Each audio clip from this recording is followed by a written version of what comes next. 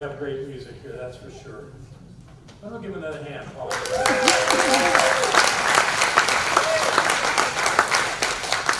Thank you for being here today. I just want to remind you it's cool in here, right? Good. All right. Anybody know who that is? I'm going to introduce you. He's the new president of the Southern Baptist Convention. His name is J.D. Greer. He's the senior minister of the Summit Church in Durham, North Carolina. He's 45 years old, and he gives his talks in jeans and with his shirt untucked. Yes.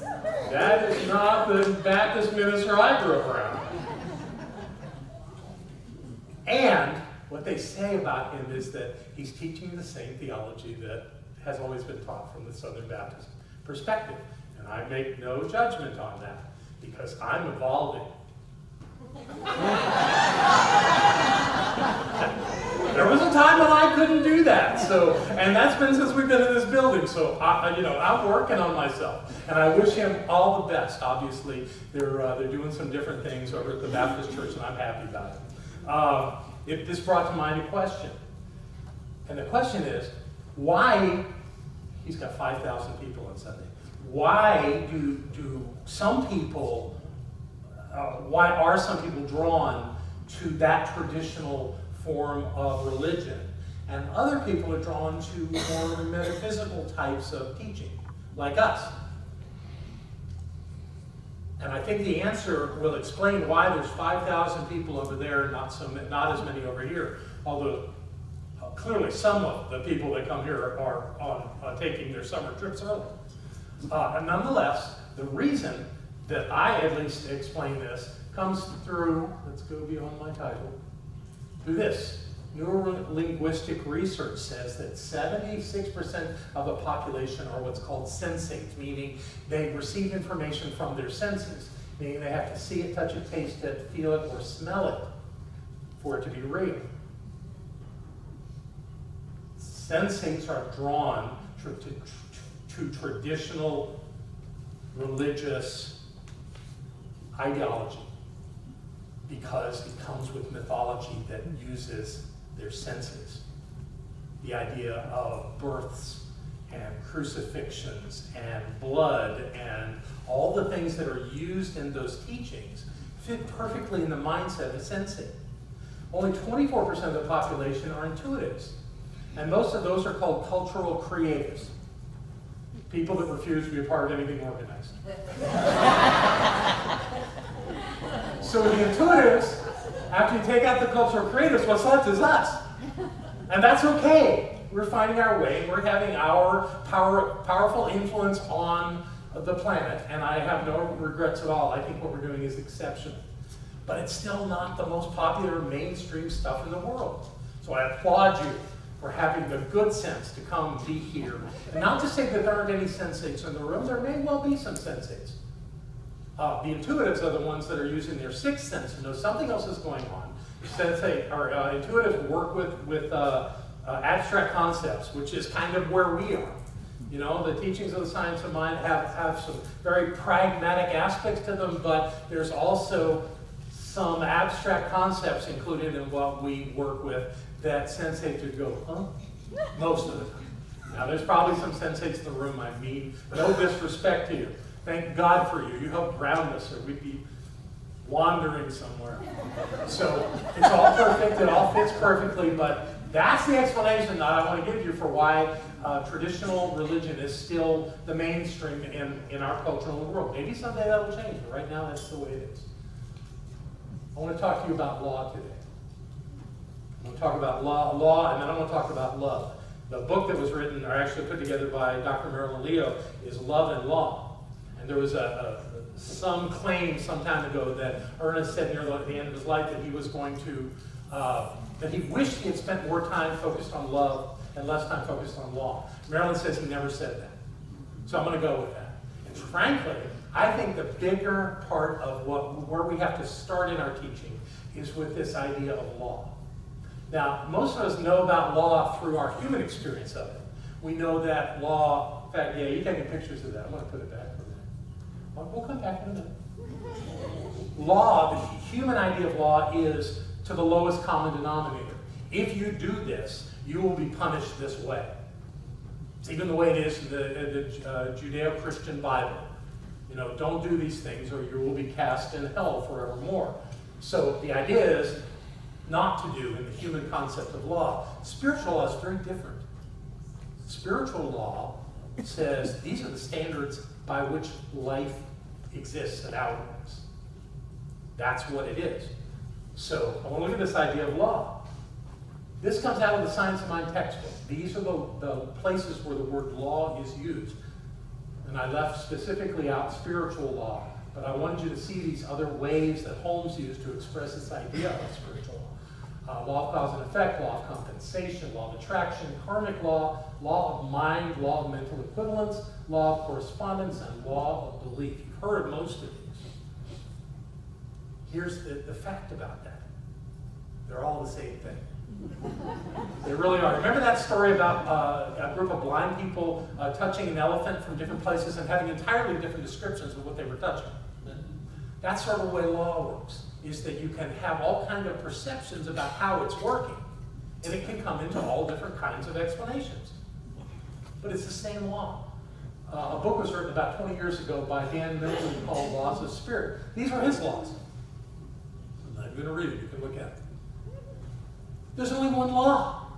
Spiritual law is spiritual law. And how it works is that if you believe something and you focus on it, it shows up in your life. And it works just as perfectly with something you're afraid of and don't want as it works with something that you do want. This is how we get in trouble. We focus on what we don't want. We worry about it. We think if that happens, everything's going to be ruined. The universe doesn't care. Law doesn't care. If you be ruined, it just says, oh, that's the focus here. Let's make that happen. And there it is. Nasty, ugly, smelly, whatever it is. There it is in your face. The law doesn't care about what you're thinking about and what you're holding on to as being the truth of your life. Boy, if you're thinking about it, that creates, as Holmes said, it impresses that thought upon the law. And the law turns it into something. Everything in your life was created through that mechanism, that thing called spiritual law. Everything. What about the stuff I never thought about? Well, you thought of something. You thought of something, and that's what came up.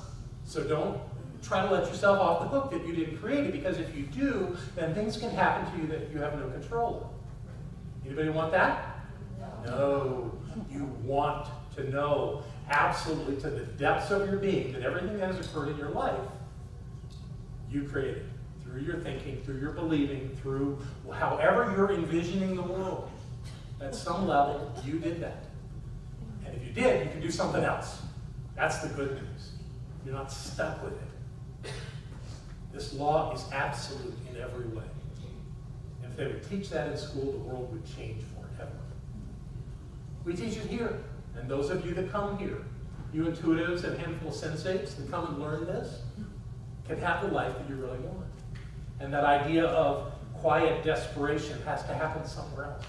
Now that doesn't mean stuff doesn't happen to us, it does. We created it, we had those thoughts of some sort, and we brought it into our lives. And then we have our practitioners that often help us out of our fix. Like me yesterday. How many times have I thought about that staircase over between the two-story buildings being slippery? How many conversations have I had with Nancy Walton about putting the little strips down on there so that we wouldn't slip? She got them put up on the top, and I said, we don't need them on those stairs. I'm the only one that uses those stairs. Hello. But my finger's starting to feel better. And obviously, in my consciousness, there was something about falling on those stairs. Like everything else that happens to me. Like everything that happens to you, without exception. And, as Holmes said, if you change your thinking, you'll change your life. You'll get a different result. That's exactly how it worked without exception. So when you catch yourself being afraid, the thing to do is stop it, because you're like a neon light that says, hit me. When you're afraid of something, it is on a bullseye course for you, whatever it is that you don't want. So we learn from this to take charge of our thoughts, to know who we are, to know the power we wield, and to move beyond a list of things like this into something greater. Love and law. The law to me is what we are required to focus on if we're going to be students of the science of mind. It's the thing that will help us make our lives work. It's the thing that if we apply it to everything that we're doing, that understanding, we'll get the life we want. So why don't we? Why don't we just do it? You've heard this 1,000 times from Margaret and me. Well, why don't we do it? Why don't I do it all the time? Well, when I look at how our mind works, there's this element of time involved. At least we think it's time. And it has three components. It has the past, it has the present, and it has the future. Look at our relationships with those three things. We take this information from the past, we call it memories, and we add value to it. We say what it means, this thing that happened in the past. We give it meaning, we give it value, and we hold on to it as memory. And what has been proven again and again in psychological research is that we not only keep the thought from the original event that occurred and apply value to it, but we embellish it. We make it worse than it was, or better than it was. We do something with it. The more we think about it, we get bored with thinking the same thing over and over, so we make it a little more interesting, a little more flashy, a little more worth telling somebody about. Have you ever noticed people that tell stories about their lives over and over and over again are living that in their present moment? It really isn't about the past. The past isn't happening now. The past is gone. Yet we bring those memories with us. Some of us have so much we need baggage to hold it all. And then what it does is it informs our present moment. And it prepares us for the future. The future. That's at the other end of this thing. Just as illusional as the past. Because it hasn't happened. At least not in our understanding. I would imagine that in the absolute, we could know it all, know everything that has ever happened, everything that ever will. But that's not the way we're structured. We're structured to be in the present. And we can only envision things about the future. And when we envision things about the future and use the past to inform that, we're going to get the same thing we got before. Over and over and over again. And what we've convinced ourselves of that is that's just the way life is. Rather than understanding that we have the independent ability by using this law to change the outcome of our life at any moment. To start over at any moment. That's one of the things that Native people have. They have this idea of standing in the east where you're at a new beginning.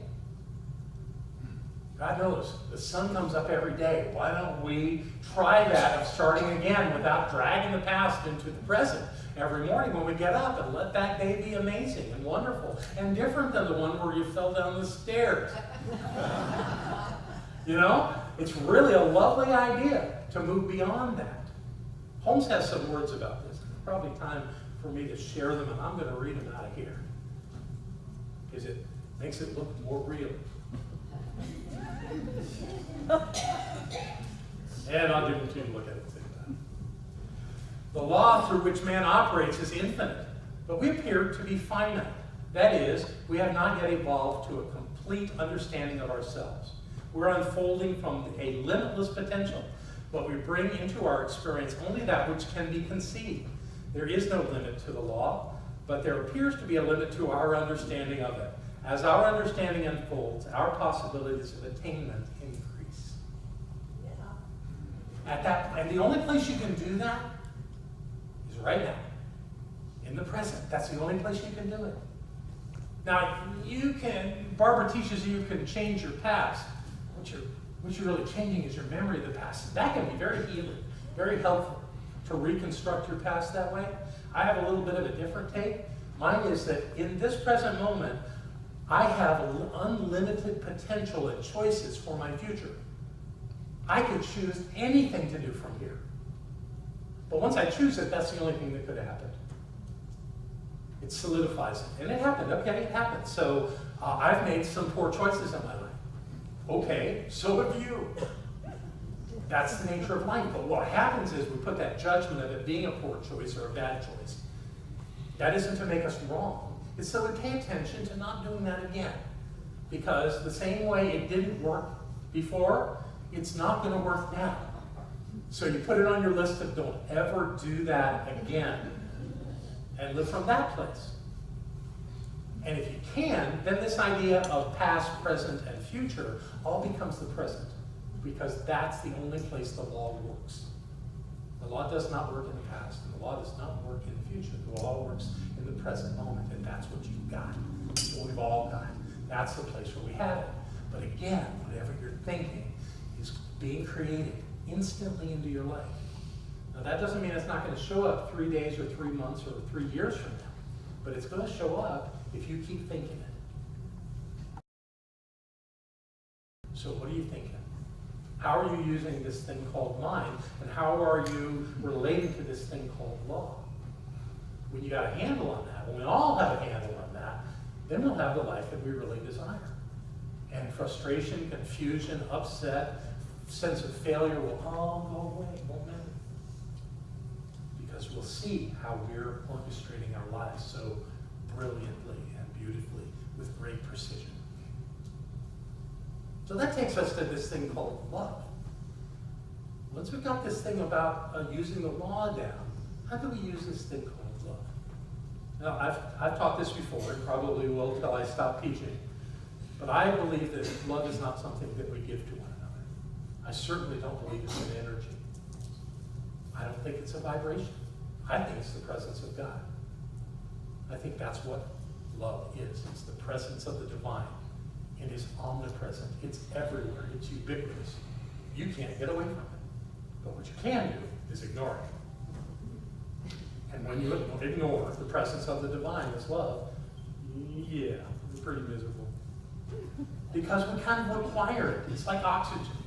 To not take in the awareness of the love that is present is like stopping breathing. It just doesn't work. It doesn't help. And yet it can be the most healing thing in the world to remember that the divine is right here at the point of me, at the point of you. And that's love. And that opens your heart space. And that reminds you of who you are. I tell Barbara 1,000 times a day that I love her. It's not a physical action. It's not like I'm looking for something or taking something from her. I'm aware of the presence of God when I'm in her presence. And that really works for me. So I invite you to not ever think that you don't have love in your life.